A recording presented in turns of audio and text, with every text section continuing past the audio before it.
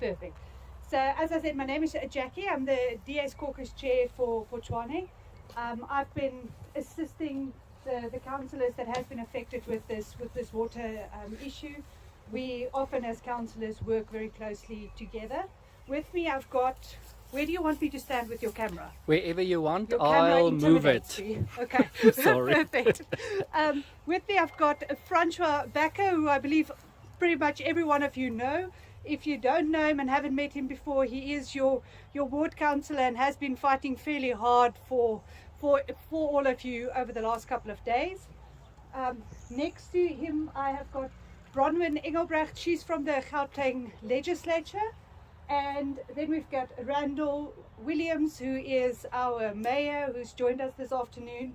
Then we've got Peter Sutton, who is the MMC for finance and is also the lucky winner the last couple of weeks to be standing in for the MMC for utilities. I think he's been having a baptism of fire in that department. So anything and everything that went wrong in Tshwane over the last 2 weeks is It's his fault, yes. We haven't spoken yet. And then next to him I've got Daryl Johnston, who is also a councillor in the East in a neighbouring ward. And then I've got Ryan Ace, who's also a councillor, and he's the constituency head for this area, so the political leader. Now, I just want to start off with giving some information and some background that we all start off on the same foot. Then I'll give over to Randall. Do you want to first speak? Or? Okay. Then I'll give over to Randall, and then if Peter has anything more technical to add, I'll give over to Peter, and from there we can go over to questions from the floor, of which, as I heard walking in, the most important is when will we have water. So yes, let's start with just some background, because I don't know, if all of us have been up to date on what the issue is from the beginning. So I'll just set the scene and give the background. So Tshwane, and specifically this part of Tshwane, gets our water directly from Rand Water. It is Rand Water's responsibility to harvest the rainwater, to store it for long periods of time, and then to pump it over to Tshwane into our short-term reservoirs, from where it then goes into your homes. So the first question that we got was, why did the water in the reservoirs run dry so quickly? And the answer for that is that these reservoirs are made for short-term storage. They aren't made for, to have capacity for water for more than a week. So that's the first answer. So what then happened was Rand Water had a electricity failure at a GarsCom substation, which means they could not pump water into our reservoirs on this side. This happened obviously for a couple of days, and I believe all of you know this, that they didn't have electricity for a couple of days, and our reservoirs then ran completely dry.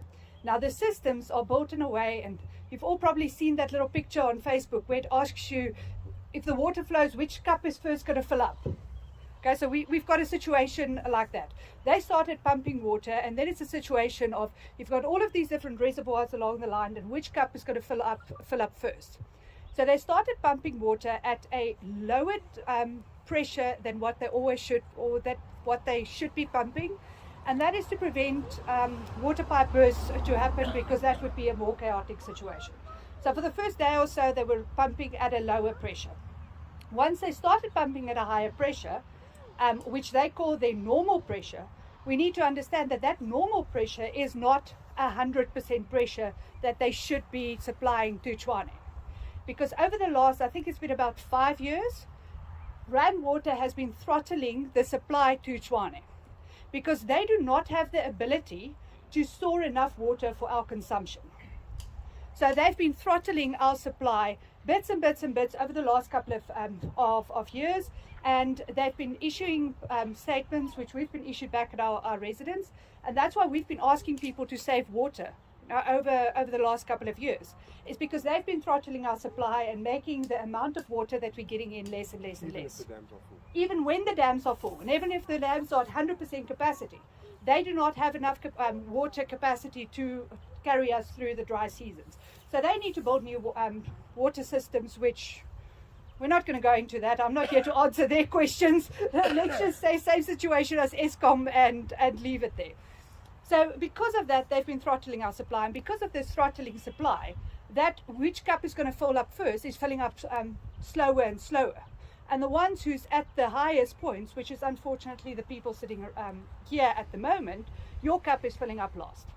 So I always try to explain things, and I know there's probably engineers in here, so don't track my urikole for my lack of technical terms.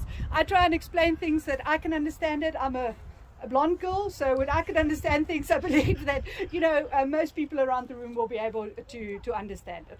So with that understanding of where we came from and where, and how we got to where we're currently sitting, I'm going to hand over to Randall, our mayor. Thank you, Jackie. Good afternoon, everybody. First, I want to start out by apologizing for you being without water for a number of days. I know that it was a terrible inconvenience. What Jackie is saying is true, but there is a few aspects that Jackie didn't mention. Now, normally when we do get water from groundwater and they restart the processes, the low-lying reservoirs would fill up first. And because you're a high-lying area, it will take some time for you to fill up. However, before 12 years ago, the City of Tshwane had a plan in place so that your reservoirs could fill up almost the same time as the low-lying area reservoirs. What I found out during the week, that we had 2 pump stations that enhances the pressure and enhances the water flow to the high-lying reservoirs, but these pump stations were vandalized 12 years ago.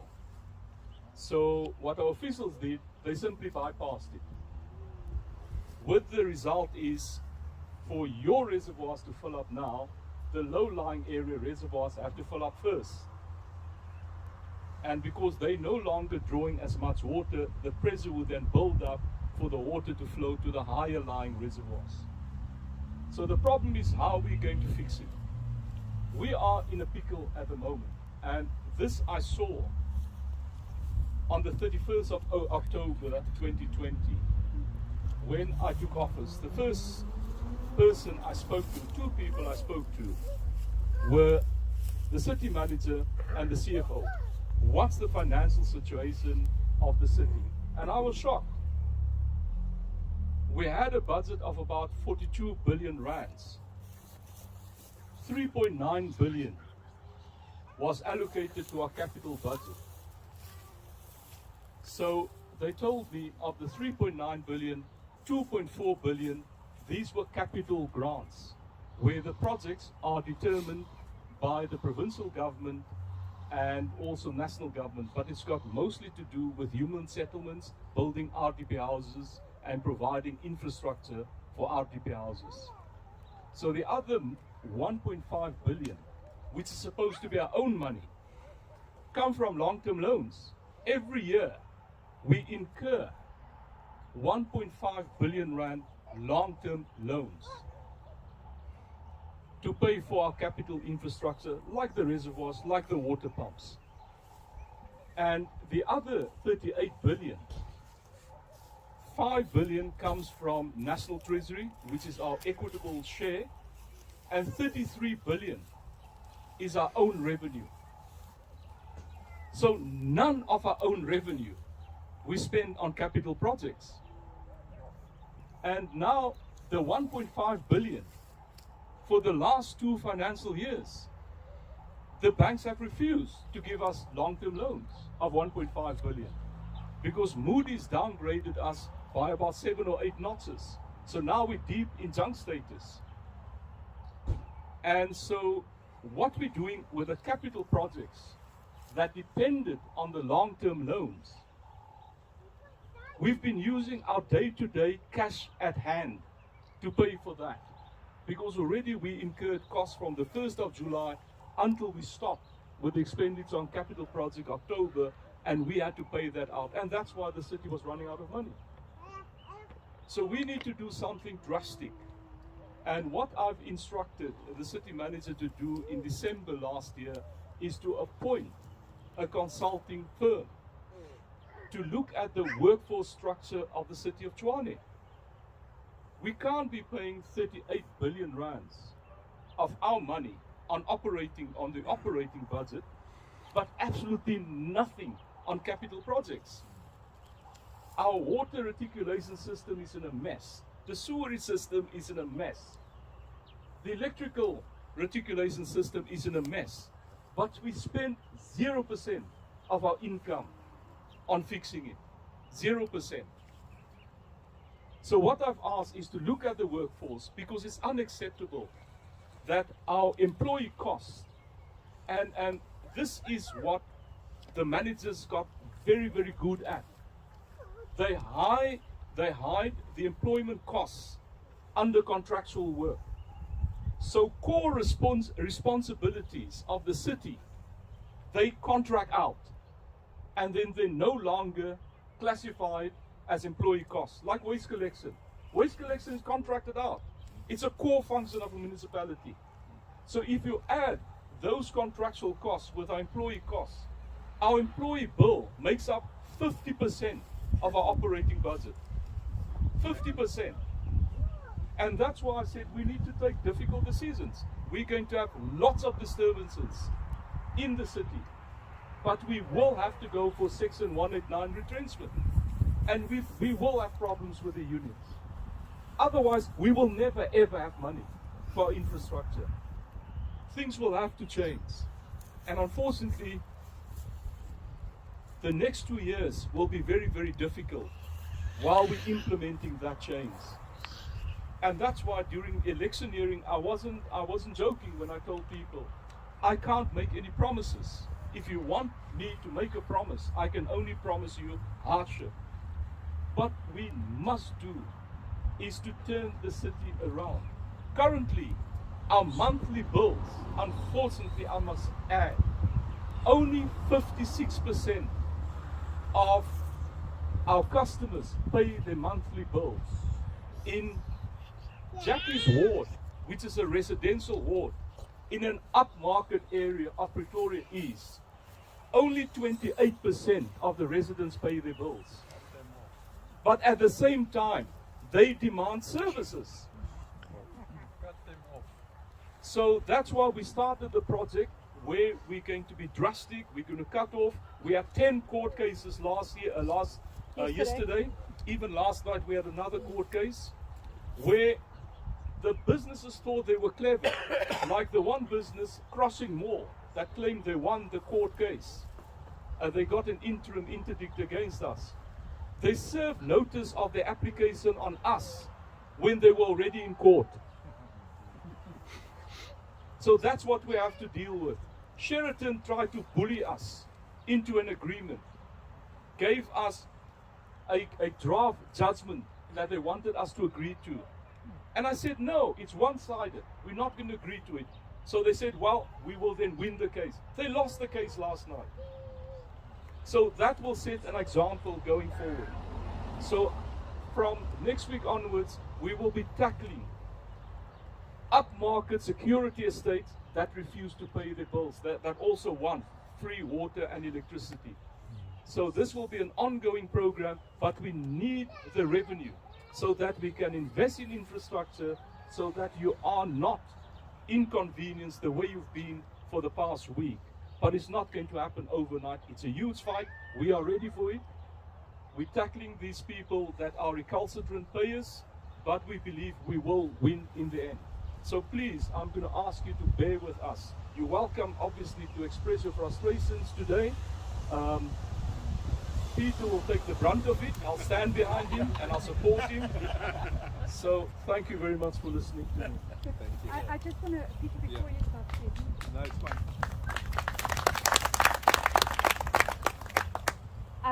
Actually, Peter, before you speak, I want to throw Bronwyn in on the deep end, because Randall did not touch on water tankers, and I know that was something that influenced this area quite a lot.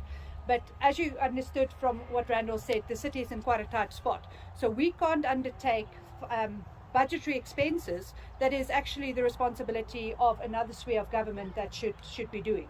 So Rand Water had the responsibility of making sure that we get water tankers onto the ground. The same issue happened with Magalies Water, and they ensured that there was water tankers onto the ground. So we, as the DA caucus, then turned to our colleagues in the provincial legislature to fight the fight for us in the other spheres of government. So I just want to give you the floor just to talk a bit on what we did in trying to get Rand Water to get the tankers to here. We currently, you see, we did in the end have to use city resources because Rand Water never got the tankers here. But I'll give over to you, Ronald. Jackie, thanks very much, and thank you, Mr. Mayor. I think it's important, and we need to acknowledge the honesty with which the Mayor is approaching this issue. It's very easy always to blame somebody else and not to look at the real issue. So the real issue is that we have to stand together and we have to fight this fight together. Now, firstly, what I would like to explain is that even though it's called Rand Water is a national entity. So all the water resources belong to government. So what happens when it belongs to government? It's really efficient, am I right? And it's really effective, right? Okay, so that is our primary problem, is that Rand Water belongs to government. So we are fighting a huge uphill. So the very first thing that we did is that we contacted Rand Water, which is government. So we contacted our representative in the national sphere, who is Leon Basson. He's our Deputy Shadow Minister of Water Affairs. He immediately contacted the DG, the Director General of Water Affairs, and we said we are demanding that they reduce that restriction to Tshwane, that they reduce that restriction. Because remember, the restriction was because there is not sufficient water. But for the meantime, just for short term, to uplift that restriction, to increase the power or the amount of water, to increase that to Tshwane. So that was the very first thing that we did. We still have not had a response from the Director General, right? Then we said we are demanding, or we're requesting with the demand behind it, that they will then provide us with water tankers. At the same time, we then wrote letters to the Premier, because the Premier has got a lot of power, and said, Premier, we are requesting that you will then put your pressure behind Rand Water as the Premier of Gauteng, who is then also directly responsible for the functionality of Tshwane. We also wrote letters and spoke to COGTA, which is Cooperative Governance Affairs, who are responsible for the performance and the management of municipalities, to say that Tshwane is in dire straits. We need water, and we need water tankers, and we as a city do not have enough water tankers because that's a capital expense. So that is what we've been doing this whole week. We've been fighting national government, and we've been fighting, if I say fighting, that is both verbally and both in You writing. didn't punch anybody, though. No, well, we've been trying very hard not to do that. So we've really been trying every avenues all the time, literally 24 hours, to try and get this issue resolved as soon as possible, so that the people at least have water from water tankers. Thank you, Jackie. Thank you very much, Bronwyn. Okay, now I'm going to give over to Peter, and he's the guy that's going to have to tell us, when the water is going to be permanently into your tap. Because as I understand, everybody has got a little bit of a trickle at this point in time. But yeah, let's give over to Peter. He's got more of the technical information of telling us when we are going to be back to a normalized situation. Thank you.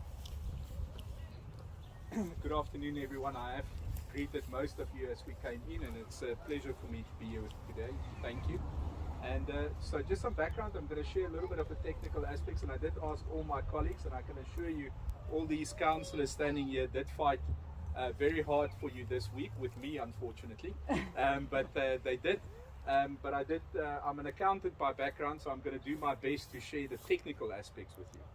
But as was explained, it has to do with the pressure in the pipes coming from Rand Water, filling up our bulk reservoirs, and we can't, then the Mayor touched on some of the other problems, some technical issues alongside that. But we are starting to see an increase in the water levels. But the water levels need to reach about 60% in the reservoirs before we will start seeing that tipping point for the flow to restore. So what's happening at the moment is the usage. You get this curve where there's a lot of usage. Some of them legitimate, some of them people who are in panic and they're filling up buckets and extra, and some people we saw yesterday hosing down driveways when the water restored. But I'm not blaming them. I'm not trying to suggest that that's the reason. But we do see this up and down curve. So as we monitor, I get about an update on the water reservoir levels every 3 hours that I monitor. And we can see this curve going up and down the whole time. But the good news is it's starting to show a slight up curve.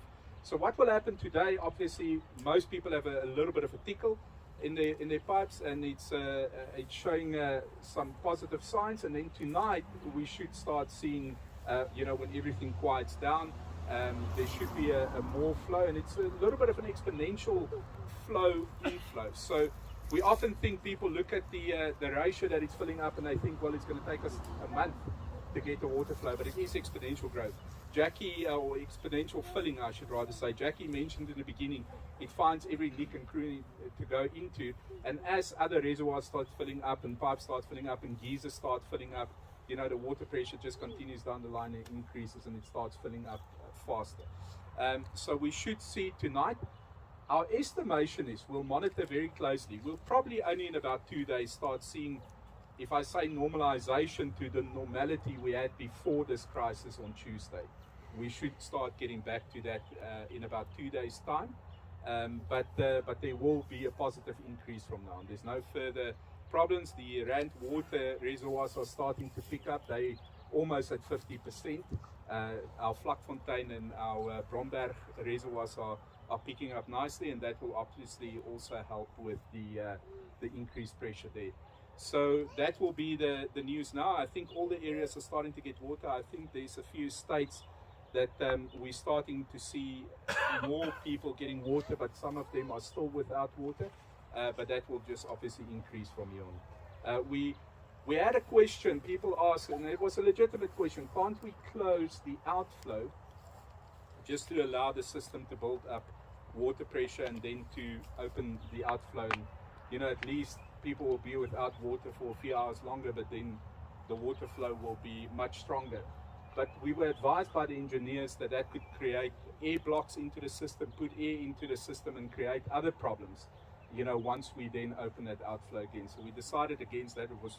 We decided on the strategy to rather just get water into the pipes, but it will start positive, and I think we'll have difficulty still tonight. Tomorrow will be better, but probably from Monday on, we will start seeing the situation normalizing. I have a few more things to add, but I also put cautious that people might have questions. I wonder if we shouldn't rather take it and then we can. I think a lot has been said already, and I might just repeat some of the points. Perfect. So maybe we should give to the floor, and then I can answer some of the questions as we go. You like the hot seat? Well, we're here for them. So. Indeed. Brian, I'm going to start with you. How are you? Well, thank you. Must I give you the mic? No, thank you. I'm sure my voice carries sufficient. Perfect. Councillors and Mayor, thank you for your time. You come out here at short notice. We know you're busy and you've come here in your free time. Thank you very much. Secondly, I must say that you've got to fight fire with fire, and there's no other way to go. I'd like to see those pumps that have been vandalized back into use, because that's going to solve a lot of our problems. Thirdly, we've been getting diverse information, and I suggest that your team, you've got a new government going, and you need to get things under proper control here to be sure that we get consistent and correct information from one source. We had divergent information here, creating hopes, and that added to our frustrations. So this is my advice in that regard. And I'm one of the folk, and I will say so, I bought my earth here in 1970, I took the fight from the ground. I'm one of the folk who wrote emails. My name is Brian Wolford. Thank you. Thank you. Thank you, Brian. Randall, do you want to respond to that? Maybe let's take one or two more, and then Okay, we can perfect. respond. Okay. Darcy, come. Good afternoon, everybody. My name is Tanya Felix. I stay just across here in Erasmus Crew. Maybe this is a stupid question. We sat without water from Monday up until Friday. Well, Friday morning we woke up to water. I just need to know, is there a possibility that we could run out of water again? Or now that we have got water, we don't have to worry? Daar sou as ek, daar en daar. En dan Let's gaan ek take another one and then we can. I'll take 2 more and then Yeah. I can go. Good afternoon, everybody, and Mayor, thank you for your time here this afternoon, and councillors. I think probably from my perspective, one of the things that is a burning question is how do we prevent this in future? And I think that's the most important right now. We've got water coming back, but we don't want a repeat of this. So pump stations that have been vandalised 12 years ago, not your fault, but it's criminal, and it needs to be fixed. That it hasn't been fixed is criminal. Land waters issues, not our problem. They must make them work. And if there's electricity failures, it's not our problem. There must be a contingency for it. And I think that there needs to be, from our Tshwane government, some kind of contingency plan. The Mayor alluded to Section 189 issues going forward and hardships. We need to have contingency plans prior to those actions taking place, so that we can deliver, or we can deal with them as citizens of the city. Thank you. Your name, sir? Headley Judd. Okay, I see daar die meneer met wit hemp.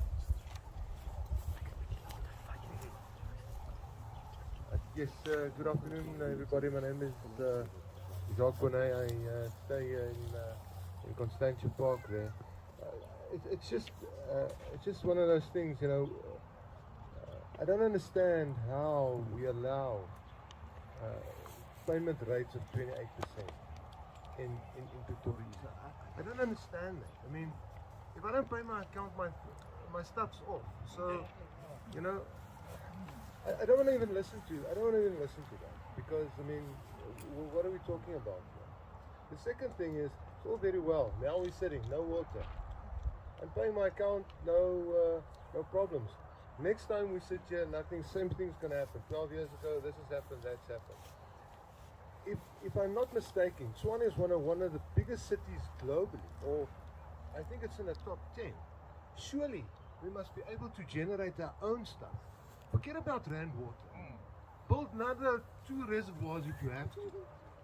You know, get guys to pay. I mean, come on guys. I mean, we're sitting in South Africa, everybody looking at one another saying, yeah, but sorry, we can't do anything about it. You know, I found it like this. It's not my fault. But I mean, and then tomorrow we sit without water again. Tomorrow we sit without power again. These guys in Moroleta sat without power for 2 weeks. Come on guys, we can't have this meeting and then listen to everything, but I'm not hearing any plans. Okay, Pretoria is a big city, we're going to borrow a lot of money, we're going to fix this stuff, forget about this other lot. Everybody will not remain in power like it is at the moment. Forever. Right? So, surely, at some point, we must stop this outflow into wherever the money goes. I know you haven't been around for a long time, and that's fine, but you know, I'm not hearing a plan. What I'm hearing is, yeah, this is the excuses, and be grateful that it's not next week again. Or we don't know that. Thank you. Okay, let's answer those and then we'll go over to more questions. Who wants to speak first? Shall I go? Thank you. Thank you. I'll take them as they came in. I think there's a couple we can answer together. Jacques and Headley asked as well, and Rayan. The issue about the infrastructure is obviously a major concern. The infrastructure didn't keep up with the growth that we're seeing in the city. In the city of Tshwane, and this is the case in most metros, it's not unique to Tshwane, but we know that our population grows with about 10,000 people a month into our city. And that's flocking in for better opportunities, for all sorts of reasons, and we need to cope with it. Western Cape has the same problem in their municipalities, everyone has that issue. But we know the infrastructure investment didn't keep up with where we are, and that's part of what we're seeing now. The pump stations being vandalized, that needs to be, you know, all that investment needs to get in. And that needs to become a focus. You know, National Treasury requires us to spend about 6% of our asset value on repairs and maintenance. That's where we need to get to. And in the City of Tshwane, we are able to spend about close to 2%, about 1.8% of our asset value on repairs and maintenance, which is not nearly sufficient. And that only recently started happening. Prior to that, it didn't take place, that repairs and maintenance. And it's just not sufficient. Now, if we have to get to a city like Tshwane to the 6%, we will be close to about 4 or 5 billion that we need to get to invest. And that will obviously be a game changer. But to take 4 or 5 billion out of our budget now with the problems that the mayor pointed out, we will not have a funded budget. We will not be able to pass a funded budget, and which means it will not go through. And that's the other problem that we sit with on that side. So yes, we're not going to fix it in this financial year, unfortunately. And I'll tell you why. Because we're in the budget cycle already. March we have to table our budget, and I think and I don't want to waste too much time, I just want to give you an idea of where we need to get to and where we're working to for August, which will be the start of the next financial year. We obviously want to make an improvement and get things ready now. This financial year, from now until June, is going to be exceptionally tight for us. Our cash ratio, just to put you in the picture, is at a minus 0.6 at this point in time. We're living from hand to mouth, literally, at this point in time. And I think our situation is absolutely dire. So we're going to have to scrape through. As it is now, I'm sitting involved with the adjustments budget. The mayor will see it on Wednesday. Our revenue collection, projections have dropped with about 8%. It's public knowledge. It's in a public document, and we need to get that budget to fund it.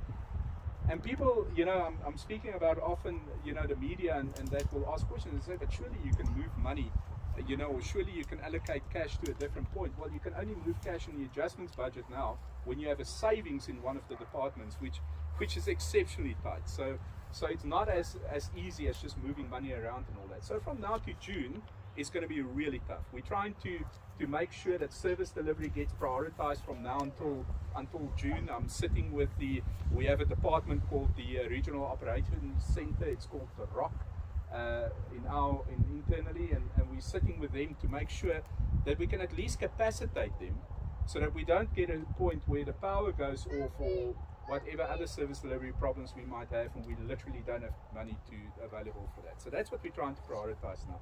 But it comes at a cost, as you know. If you do one thing, it comes to the other. So from now until June, it's going to be really tight.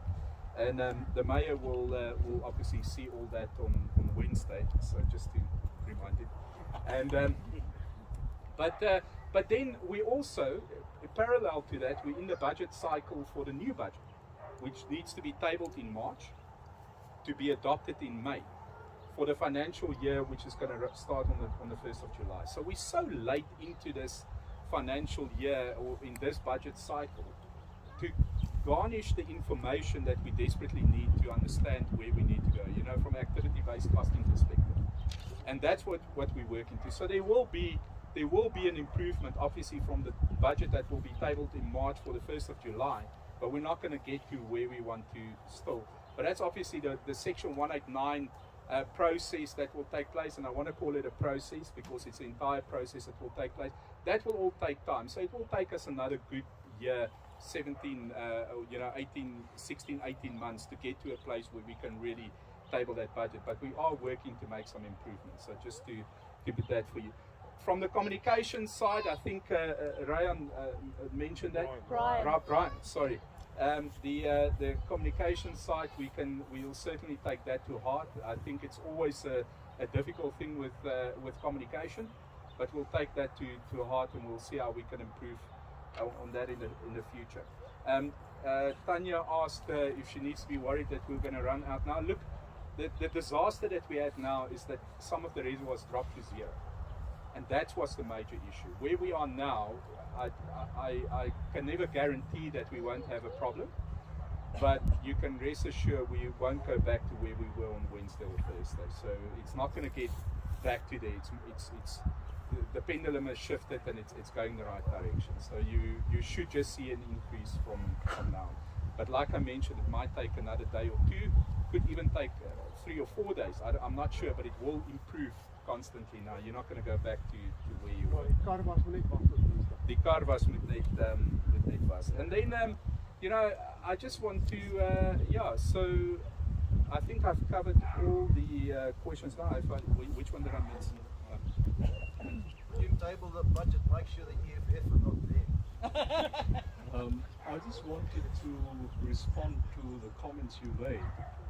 You know, government I see as a business, and government work in a very, very difficult business environment, which no other businesses have in South Africa. For example, for the supply of water for the City of Tshwane, there's only a single supplier. If you had a business that only had a single supplier, something goes wrong with that single supplier, your business will go bust. But that is government business. We've got a single supplier, Rand Water. They've got a single supplier, Eskom. The substation that broke down belonged to Eskom. So there was no alternative. You can't switch from coffee to tea. That is what we're confronted with. You say, why don't we build more reservoirs? Well, we don't need reservoirs, we need dams.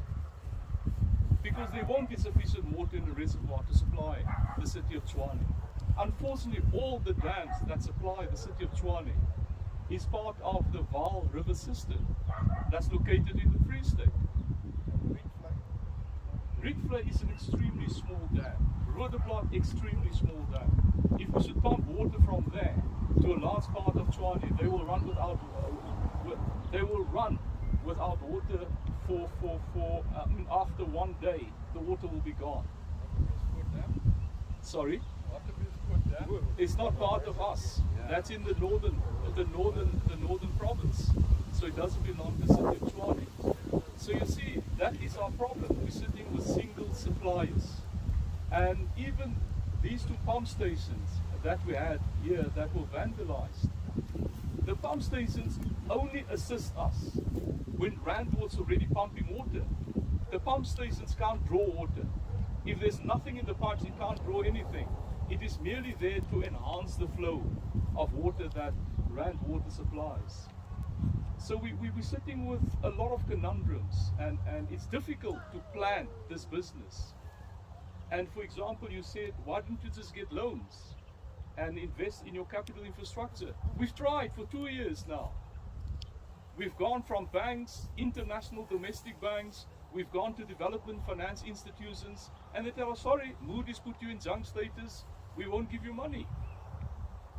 Now imagine running a business in such a business environment. So it's going to take us some time to come up with plans, to look for alternatives. But the business of government has to change. Eskom needs to be privatized. Rand Water needs to be privatized. Otherwise, we will always sit with single suppliers. And if your single supplier fails, you're in trouble. Simple as that. Make the community pay their debts. Okay, can I just want Yeah. since Randall brought my ward into our number one, my phone is going crazy because of people who has been cut. The 28% that Randall was speaking about is people who pay their account on due date. The city only cut on 54 days. Because on due date you get a warning, then after 2 weeks you get a 2-week warning, and then it's only cut after 54 days. So, and a lot of people have figured that part out, and then they stretch it out as far as they can, which you think you're very smart, but I mean it has a massive effect on people around you. I just want to also summarize a couple of things that Randall said earlier, and maybe just bring some more clarity to this. In 2016, when some of us here became councillors for the first time, some into their second term, we went into government, and the city was then in a deficit of 2.2 billion rand. We worked ourselves out of that deficit. We worked ourselves into Moody's upgrades up until the point where we could successfully lend money and get ahead, and then we were put illegally under administration. In that period that we put under administration, a deficit of 4.2 billion was created by the illegal administrators, and we were dumped into junk status. So the question of taking loans, we can't. We need to first get ahead to where we need to be. And Randall has touched on this, but I'll just state them specifically. We have brought a report to council that we are not going to pay, or we are asking SALGA that we don't want to pay increases for our staff because we can't afford it. Randall spoke about the section 1889s that we want to bring for, you know, the staff restructuring. That's the word. So those are the plans that we've got into place, and only once those things are into place will we be able to start looking forward and start even thinking about the plans that you are referring to. We need to first get that groundwork on, and like Randall said, that, you know, we can only promise at this point hardship, because these decisions that we are making at this point are not easy decisions, and they might also come with consequences. Peter, you wanted to speak again, or can I take more questions? No, take more questions. Well, we take more questions. Okay, so I've got 4 questions here from GarsCom, which I'll take first, and then I've got 4 hands from the floor. So let's first take the 4 questions from GarsCom, let you address those, and then we'll take the 4 from the floor. Thank you. It's actually 5 questions. 5 questions, Yeah. sorry. You're stealing one. You did. I'll tell you now. You don't have to write the questions down. I'll actually give you my list, so you can. He comes prepared. No. So my name is Manuel. I represent the GarsCom Residents Association. We make up about 40% of the greater Garsfontein area. Betsy Basson is our ward councillor. So I actually received a lot of questions, but we narrowed it down to about 5 of the most common ones. So number 1, when last has an asset audit and mechanical assessment on all machinery in the books been done for our region? Question 2, has a proper analysis and budget for repairs and maintenance been set up? I think you already spoke a little bit about that. Question 3, is there a policy regarding replacing assets at an end of useful life, and is the policy followed and reviewed more than once an annum by anyone in operations? Question 4, where can we find a blueprint of which reservoirs feeds which streets in Pretoria East? In the GarsCom area, we believe there are about 3 reservoirs feeding us, as what we noticed is the Mooikloof reservoir is one of them, and we thought that reservoir actually feeds all of us, but there were streets with water. So obviously it's not just Mooikloof. And then question number 5, how will further housing developments impact on the already strained infrastructure? Thank you. Okay, Peter, answer those first. Well, I think let's take maybe Are one you or taking two. it? Okay, Maybe one we or are two. taking more. Start that way around. Please, right.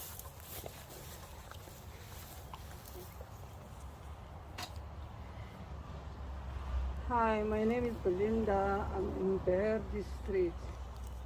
What is the city doing regarding the drainage? Because when it's raining, my whole entrance is flooded. I have to actually park outside. Number 2, what is the city doing with the pothole? I lost 2 tires in my suburb. Really, this is a bit unfair for us. Putting a claim against it. The procedures to be followed for it. Good afternoon. Thanks very much, guys, for coming. Gary from Constantia Park. Yeah, just on a practical level, I suggested the thing about maybe just throttling the speed valve a bit so we can build up some pressure. I'd like to disagree with those engineers of yours. I'm also an engineer, but because I mean the pipes ran empty anyway. So you know, I joke about the when they fill up, you know, you have this gurgling and farting like a little baby, you know, that happens. In any case, that's one. About Mayor Randall, your assertion about, you know, being a difficult business. I mean, obviously, all cities in South Africa and countries around the world depend on dams. But you know, we can only get that far. We build the next one in Lesotho, you're going to almost have to build the next one, and where are you going to do that? So you can't carry on that way. So that mindset of letting all your water come in and run out the city, you've actually got a whole resource right there. So you're going to have to build a system so we can bring it back. When it rains now, it all runs out the city. So that's crazy. So you look at all the research on water resource management, you'll find that is the thinking. The thing of building dams, that's old thinking. Mike Miller loves that sort of thing because that is good money for guys who build and all that sort of stuff. But yeah, thanks.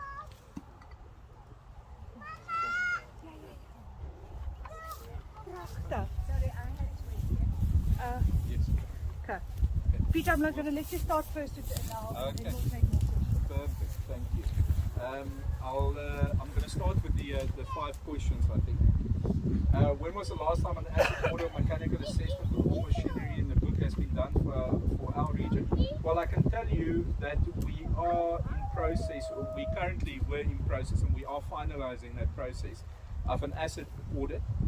But in terms of the mechanical assessment on all machinery, that's an ongoing process. So they are consistently, obviously, looking at it, looking at all the machinery. And I think what we find is obviously the available budget. I think that's the bigger question.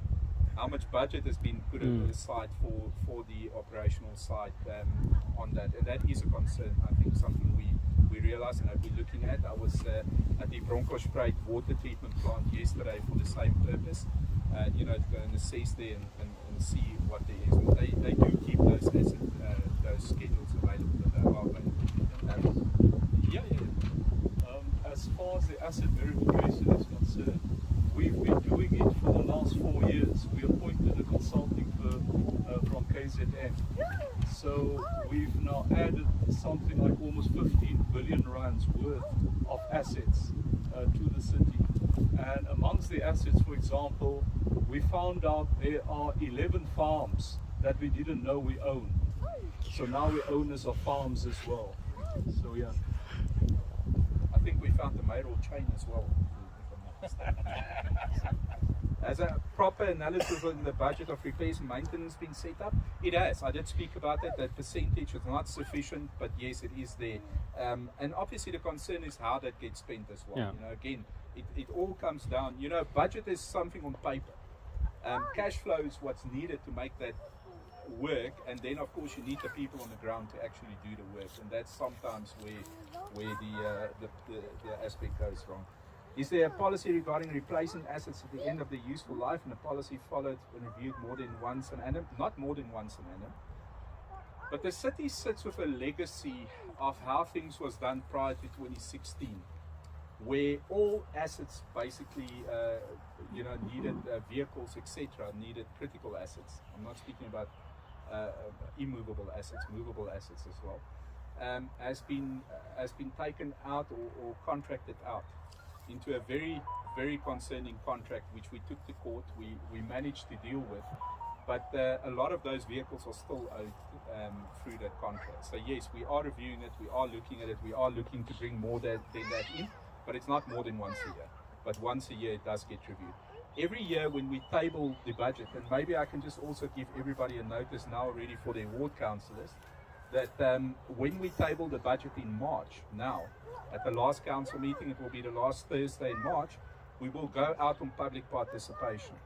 And that's when all of you will have an opportunity to see that budget and to provide comments into that budget. But part of that you will see is policies and upgrades to policies or changes to policies, and all that is part of it. And that's where that aspect will come in. Where can we find a blueprint of which reservoirs feed which streets? Look, we don't make those blueprints available for obvious, for security reasons, but the information can be provided to you. I think it's not we'll just see how we can provide, but we can't make the blueprints available. Sure. So unfortunately not, but we can obviously find a way to get that information available to the community. Yeah, ward councillors will see if there's space on the website. We do have sections for water that can at least provide basic information on which areas are fed by. Some of them are due, obviously, but obviously the blueprints we can't make available. Sure. And then how will further housing developments impact the already strained infrastructure? Look, there was a change in the well, I actually should let Randall, perhaps, do you want to give comment? But it's got to do with new regulations that came into play, and all new developments are very, very strongly critiqued before they are approved. And there's often massive upgrades that goes at the cost of the developers for those developments. But I think a lot of areas we need to start asking tough questions. I mean, with the available resources. But one thing that you don't ever want to do in an economy is to stop any new development. Sure. So it's a balance on that. But I know with we get it as ward councillors, the complaints from developers at the capital infrastructure developments they need to take to get a development approved at their cost. Often have to build a new substation or whatever the case might be. But as Randall pointed out, you can build new reservoirs. If the pipe that's feeding that reservoir doesn't have water in it, that reservoir is not going to have a meaning. So that's not necessarily always the solution, but that is a concern. And then I think I want to move to Belinda. Belinda, we will certainly will look at it. I made a note of your street. Look, the maintenance for stormwater drains is way behind. We know that, and we will do what we can to catch that up.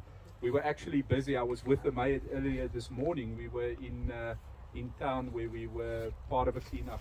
Amongst others was also cleaning out stormwater drainage and all that. But it's always a problem.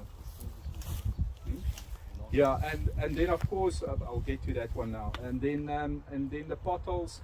Also, we know there's been a major issue. There was a slight delay.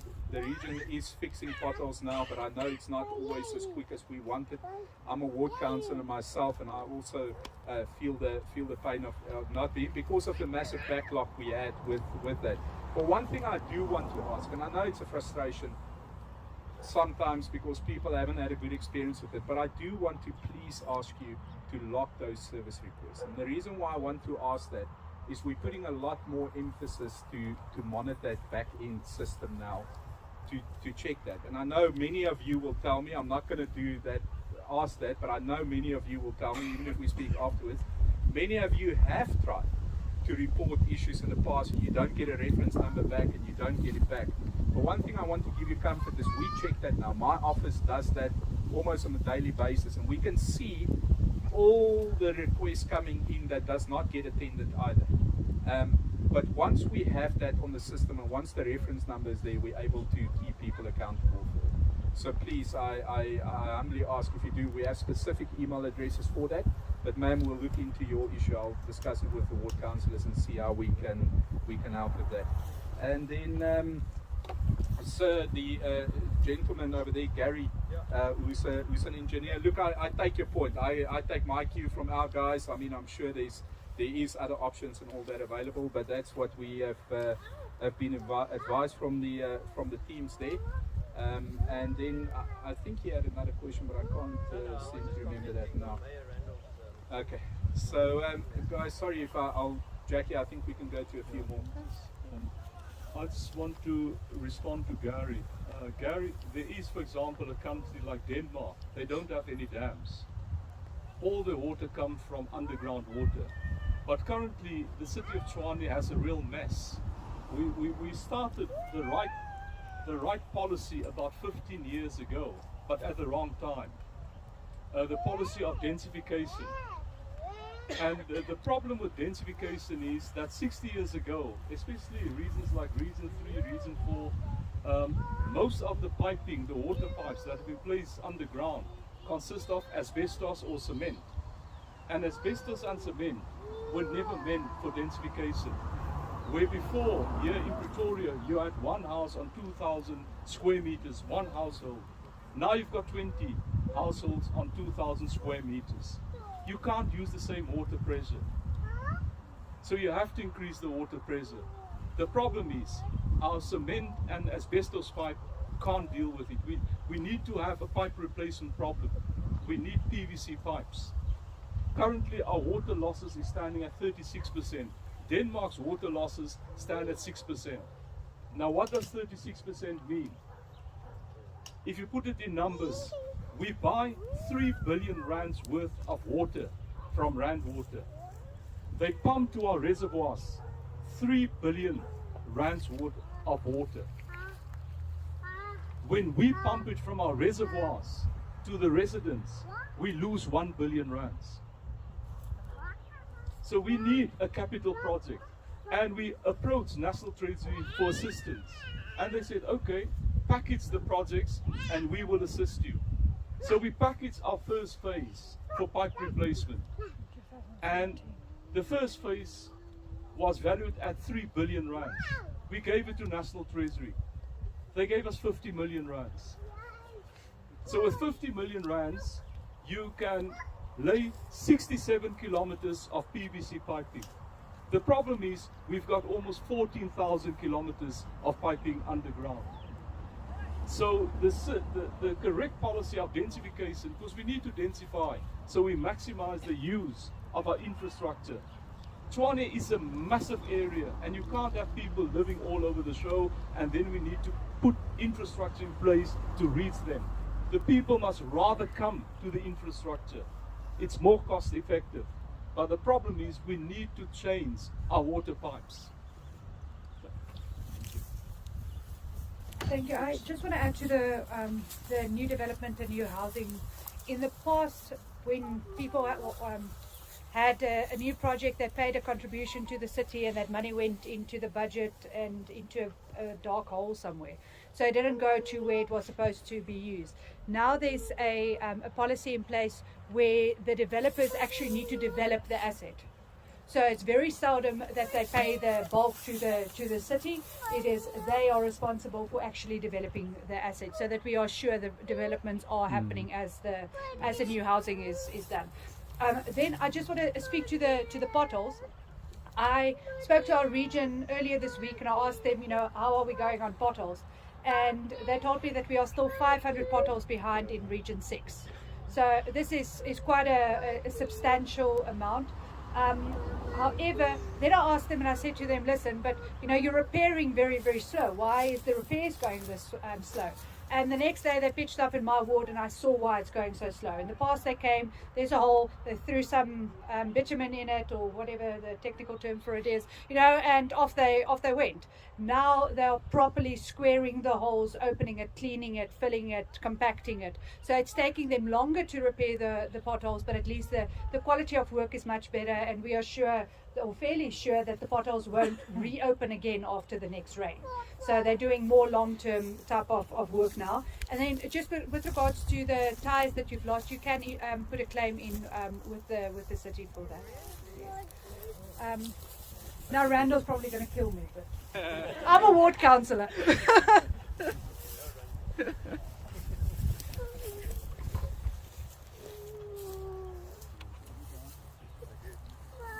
Hi there, my name's Sorry. Please don't record me. I'm from the GarsCom area.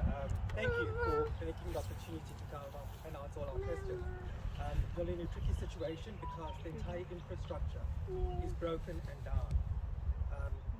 And I'm not going to top it up by saying everything's going to be sorted out by next month, because it seems to be a crisis that will take a couple of years to sort out. And for instance, you're drinking water from definitely not the tap water. There's no insurance on most of the equipment throughout the country. The finances seem to disappear, yet the developments are growing. The citizens that are paying their rates and levies are the ones that are suffering the consequences. We had no electricity for 2 weeks. The electricity comes back on, 1,000 units disappears from my meter. Who do I contact? You all are wanting to retrench. Incompetent staff should not be retrenched. They should be fired. That money should be used towards rebuilding the city. Okay? From 2008, I've heard this. I've been around politicians from Cape Town to all over the country. We're very well presented. Promised of windmills, no more load shedding, no more issues. Nothing has happened. We're going to 2022. There's enough money. I'm paying almost 3,000 rands per month for electricity with a gas stove, timer geyser, LED lights, and we're still purchasing water above that. Okay, it's costing us a lot of money just to provide for ourselves the basic infrastructure that we are paying towards. When people are getting it for free, and only suddenly recently you are cutting it because you realize they've been getting away with it. Okay, but the people that are paying all their bills on time are the ones that are paying for their losses. Okay, because we are getting overbilled, overcharged, and we bearing the consequences. The potholes, they put bitumen seals instead of proper tarring. After rain, it just washes up. It doesn't work. It's all about quality. So there's a lot of things that unfortunately you'll have to sort out, because this water issue has been going on for the last 12 years with the Minister of Water and Affairs when they brought in the foreigners to fix the water problem. Okay? All political parties are aware of this. It's not rocket science. You all are not able to accommodate the growth and development of this country. And that's one of the major key issues. It's breaking down. You'll change the PVC pipes. Last week we had a huge pipe burst after those PVC pipes were changed. We had about 4 or 5 hours, you'll shut down the water to fix the pipe. So you're pumping so many billions and millions to fix a pipe that can't even last a month. Okay? And then you'll get somebody else to come and repair it. So there's lots of issues. You're pumping good money and then it's just getting wasted and then repumping it. Okay, I understand there's lots of money, there's lots of issues, there's lots of things, back payments you all need to do, but we need a resolution. I'm still young, but I see we've got lots of old people because the other people really don't care. Maybe we've got JoJo tanks or enough supplies that can buy 55 liters, you know? But we have elderly citizens that require is causing a huge health issue. Okay? You go walk into the pharmacy and you see aisles of herbal medication, boosters, vitamins. Why? The quality of water. You all won't drink tough water, understand? You know? But people that have pensioners require it. We're supposed to be getting free water, I think 9,000 kilojoules a month for as a law in Tshwane, because South Africans, the minimum is 6,000. We are not receiving it. You are. 65 kilowatts of electricity per household on prepaid, we are not receiving it. But we are still continuing to pay our bills on time. So there's many issues that needs to be resolved and fixed. We can wait 2 years, but within that 2 years, are we going to be without water for a month, a couple of days, a week? We all won't be able to provide tankers within the 48 hours as per law. It's supposed to be provided because it's a basic.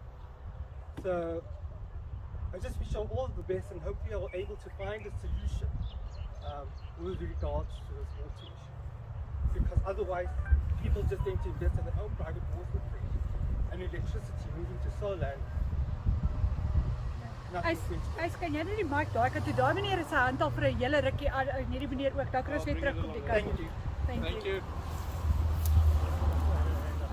Very, very quick. I'm Elaine. Maybe I can necessarily carry on. It's certainly possible, I guess.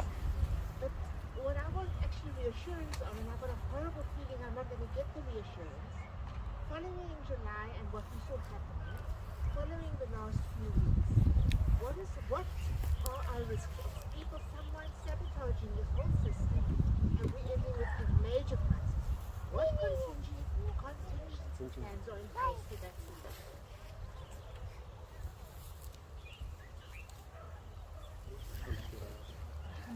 Good day, I'm Snipes. I'm also from Bloemfontein.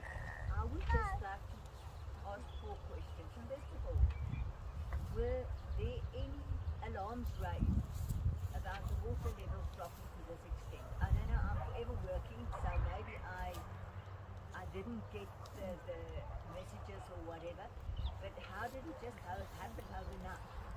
Was there anybody brought, was it brought under anybody's attention? That was the first thing that I was very surprised about. Then secondly, I beg to differ with regard to electricity being cut. If there's a dispute, we had back 2 years, sorry, my husband's been bedridden for 4 years. 5 years ago, we had an issue with the town council. My husband refused to pay. The very next day, our water and light account, our electricity was cut. So I can't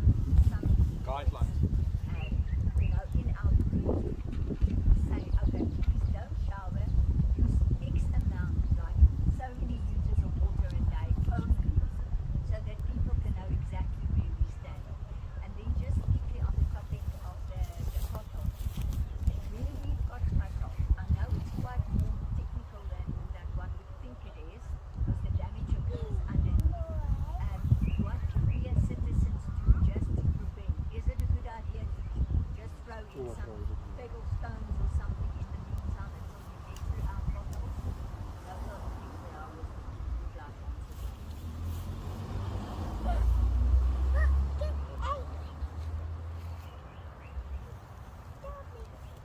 Thank you, Mr. Mayor. Thank you for this coming together. I do appreciate it heartwarming. Thank you for the time that you spent. We do appreciate it. And I want to say a few things, knowing that the best ref normally does sit in the pavilion. He's the guy on the felt. So please, if I say something that's out of order, please excuse me. I think to run a city like this, it starts with discipline. Without disciplined action, you will never have and participation by the community, you will never succeed. So the fact that we are all here so that we would like to participate. From Ward 91, Mooikloof, we've been going through a tough time. We feel like campers, but we're here, and we would like to say we are prepared to participate and to work, but discipline and action comes from you. Then I would like, from our side, we would like to see a preventative maintenance plan for everything. Roads, electricity, sewage, the whole duty. Preventative maintenance plan needs to be placed, need to be tabled, and we need to look at that collectively and make decisions that's suitable for this city. Then upgrade of the electrical system, our water, our sewage and our roads. Collaboration between that in conjunction with the growth. The east of Pretoria is growing beyond control. I mean, we're sitting with Mooikloof Heights running out of water every single week. There's just not enough water to supply those. Then we've got Baldwin putting up a new 15,000 house system. We should, as Tshwane, I presume you should stop all new developments until such time that you can catch up with the existing. My opinion.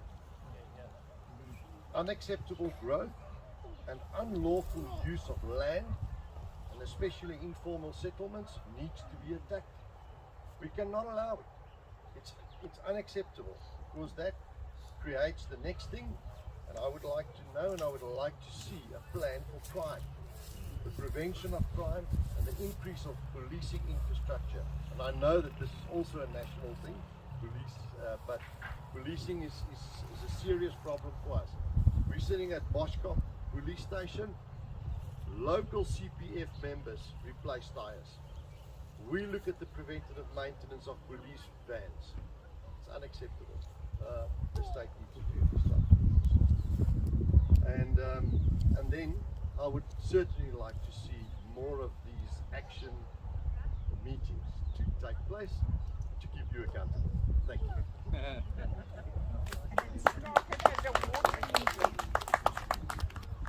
I don't actually have a question. I'm more a bit of a statistic.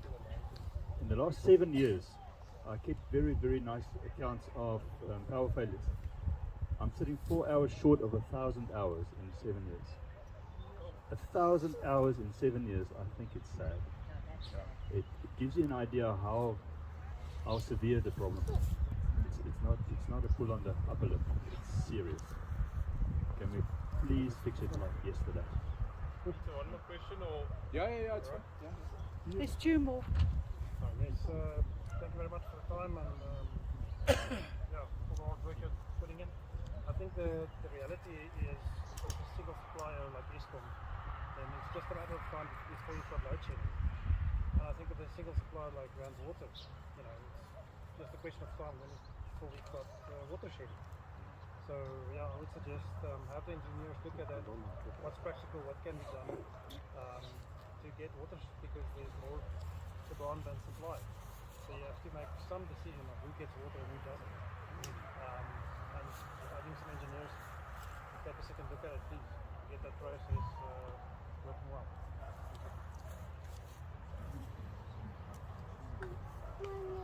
Mayor, councillors, thank you very much for your time.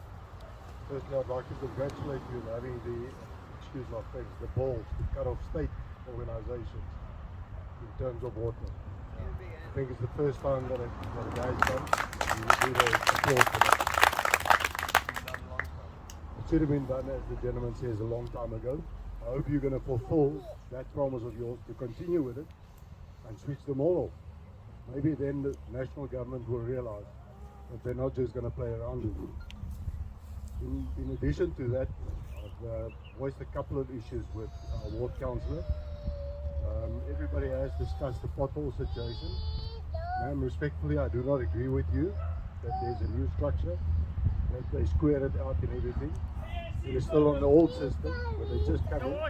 Bitumen has been placed in, and it doesn't help the month. We're back to square one again. It's either we do it the right way, or we don't do it at all. In addition to the finances, I understand your predicament. My advice to you would be, expand the existing corruption unit you've got, because they are not attending to the corruption that is existing. We have personally involved your corruption unit in 11.8 million rand a month corruption on diesel. Nothing was done. Zero. How much money could you have saved over a couple of years? Is it still continuing or is it? It's ongoing. It's ongoing. I will give you the relevant papers as well.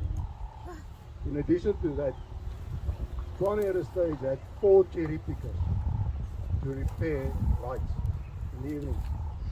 Where was the rest? I tell you, in repairs. Why was it in repairs? Because it was never paid for, and the repair companies refused to let go of those before they got paid. You're sitting with metro vehicles, which is outsourced. Why are we outsourcing? Why don't we buy them? It's an asset.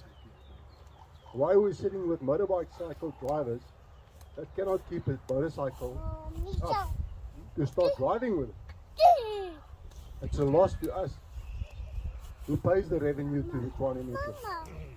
So we need to upskill our people, and we need to upskill the ability of our personnel and the department. And I will gladly supply you with all the relevant information on video footages, everything, and in paper, if you want to address it. But we cannot continue as residents, keep on paying. And I'm one of the first ones that says that I'm willing to stop paying. And I'm willing to become an inciter in the eastern suburbs to stop the revenue towards the council if we do not see a drastic increase in service delivery. On the corner of Serena and Isi Smart Street, there's been repairs done 3.5 months ago. The heaps of ground is still lying there. Fire the contractor. It does not belong in your organization. It does not. We've had in our own area, Constantia Park, 7 incidents of water pipe leakages. Councillor, help me correct if I'm wrong. 7 incidences of water pipes that were burst. The first contractor comes in. The next day you're sending in another one. So we need to pay double the rate to get the same thing fixed. Respectfully, Honourable Mayor, there's something majorly wrong in your department. Majorly. And I want to agree with the gentleman that discipline is the start of any business. I'm a businessman myself, and I'd fire and hire as it goes along. If you're incapable of doing your work, you don't belong in an organization. So I expect the town council to do the same. I'll fight you in the CCMA and the Labour Court if needs to. But at the end of the day, we need to take a zero tolerance stand. Zero. That's what we need to take. At the end of the day, everybody that's sitting here is paying their rates.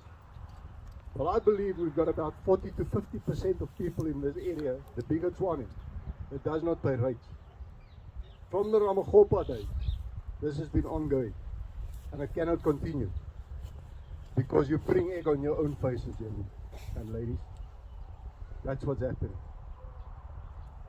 We are willing to participate, work with you, give you where the things are wrong, give you the documents that is proving that at the end of the day.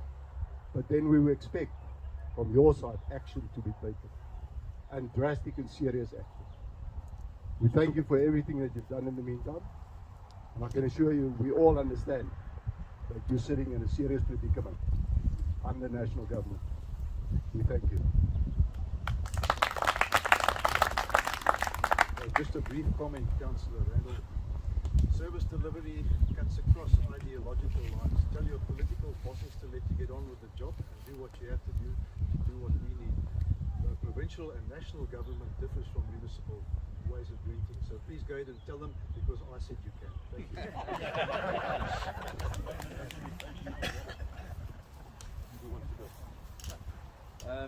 Thank you. I think there was some comments made there, and thank you for that, sir. I think it's valuable, and I think it's exactly, you've summarized what we've been Sorry, speaking go about. straight a lot.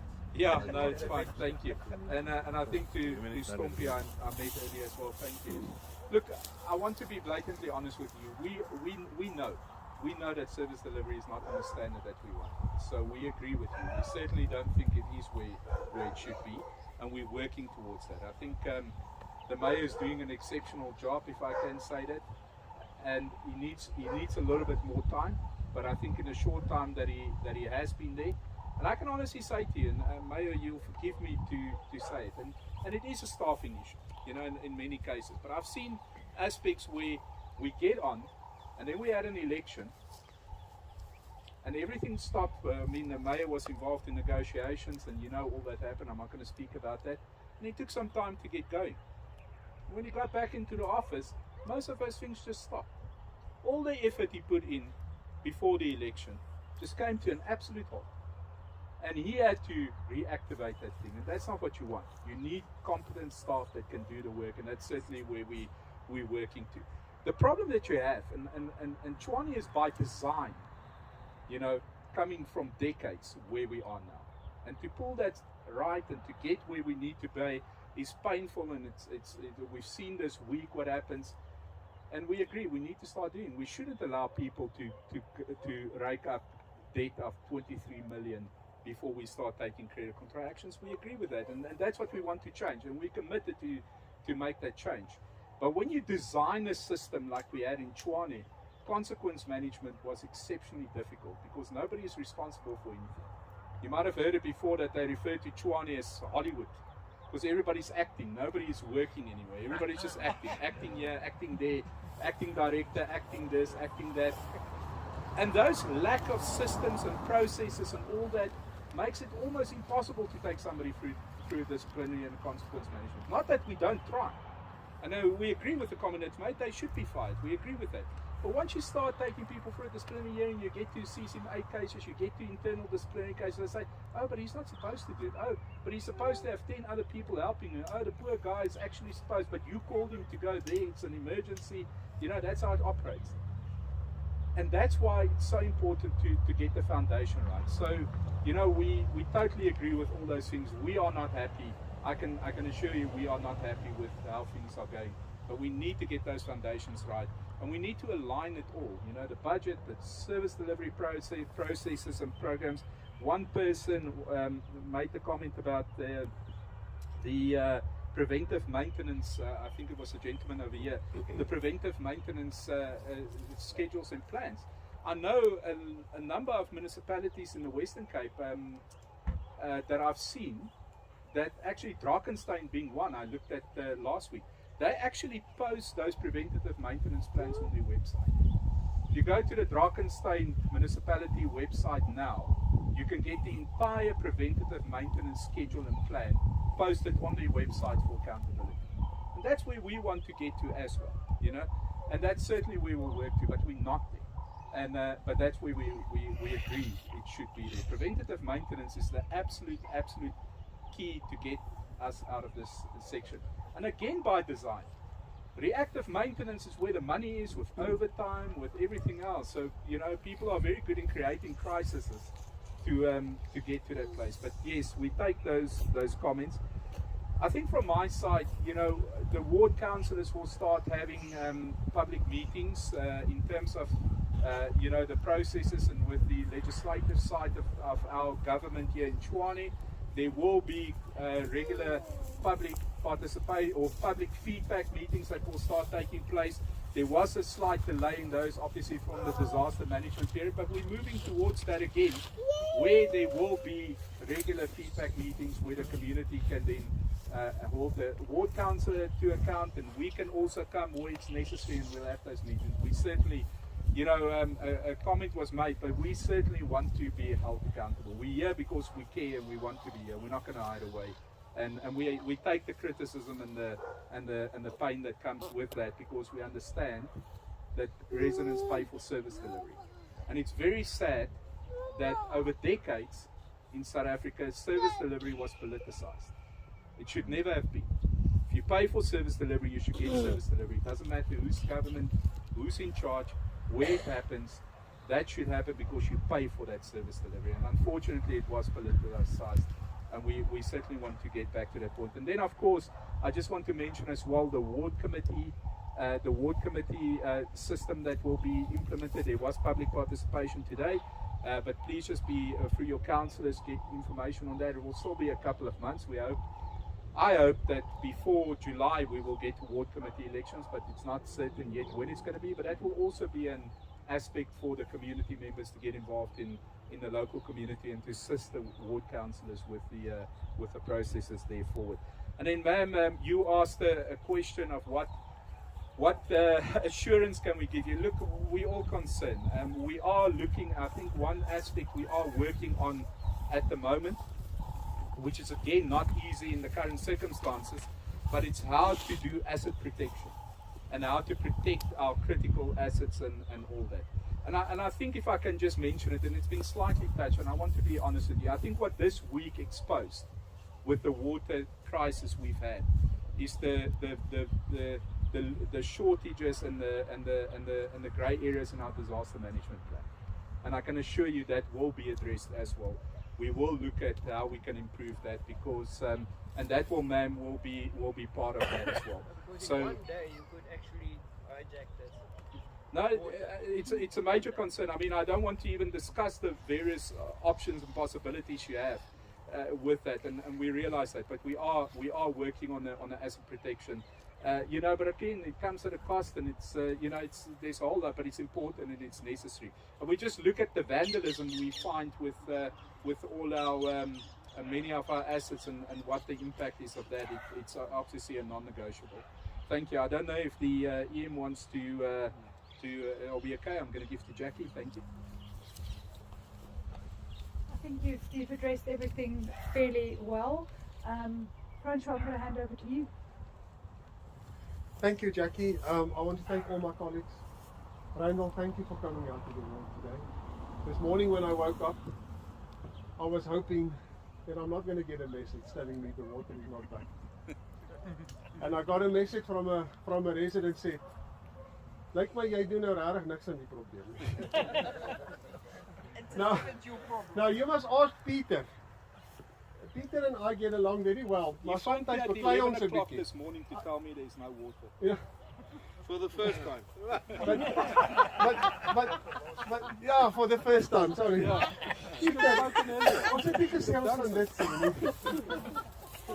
But the fact of the matter is, ek kan my net voorstel in die omstandighede. To sit today, tomorrow will be a week. To be without water for a week, it's not fair on anybody. And that is why I said, please let us have this meeting.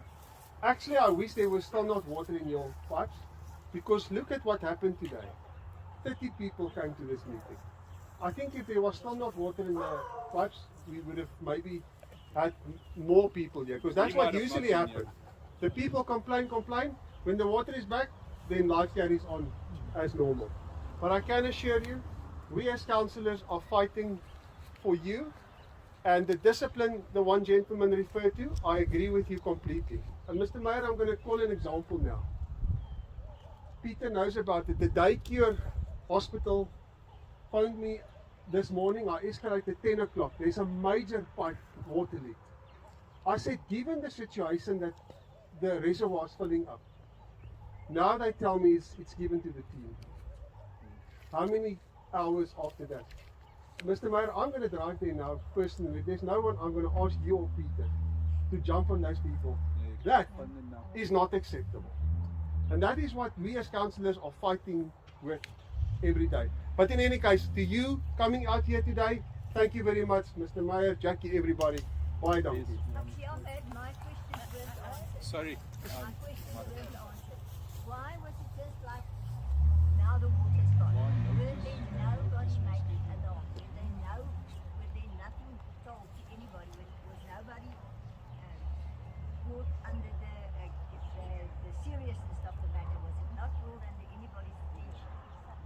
Yes, I think if I can answer that, Rand Water alerted us about some of the reservoirs that will have a problem because of they had to work on the infrastructure. And I think it was Saturday or Sunday. Saturday. We started giving out that that message. But I must say, we looked at it. I'd like to have more specific. What's sparingly? That's what I said. What's sparingly to me is not sparingly to another. But I agree with you. I struggle to understand what they gave to us. But Peter, agree with me or disagree? I think the communication from their side was not very good. Yeah. Yeah. So ma'am, what the lady is asking now is some guidelines on how people look. We can't take decisions to enforce anything because only council can take that. So we can provide guidelines now on how to help people. We actually do have guidelines, existing guidelines, guys. Because like Jackie mentioned in the beginning, the actual water preservation regulations are still in place. The request it's guidelines. We don't implement penalties at this point in time, but we're asking people to save water. So we can actually just circulate that out. I think that is in existence. Yeah, and some suggestions. Yeah, and some suggestions. I think so. We can do that. But that's something. It will be a suggestion that we can draft up. I think amongst ourselves we can do. But we can't enforce anything. You know, for us to enforce anything before it can become an enforceable aspect, we'll have to go through an entire process, and that's not going to help now. But we can draft some guidelines. I think certainly. Okay. What I got from the lady is like, so did you think there's going to be a problem? And it's like almost get the helicopter up there with a big banner. Guys, close your blooming whatever. Stop.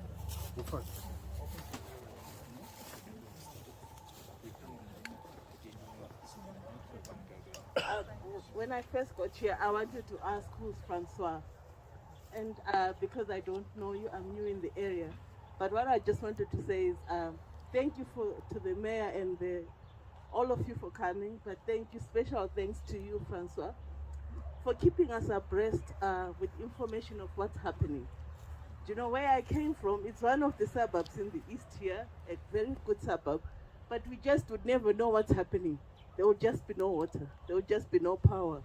But you were taking the time to talk to us, even at night. People would send messages. I know as community we will complain. That's what we do. And you were taking the time to respond and to give us direction or to tell us, oh, now you don't know, you'll check. I just wanted to take that opportunity to thank you very much. Thank you.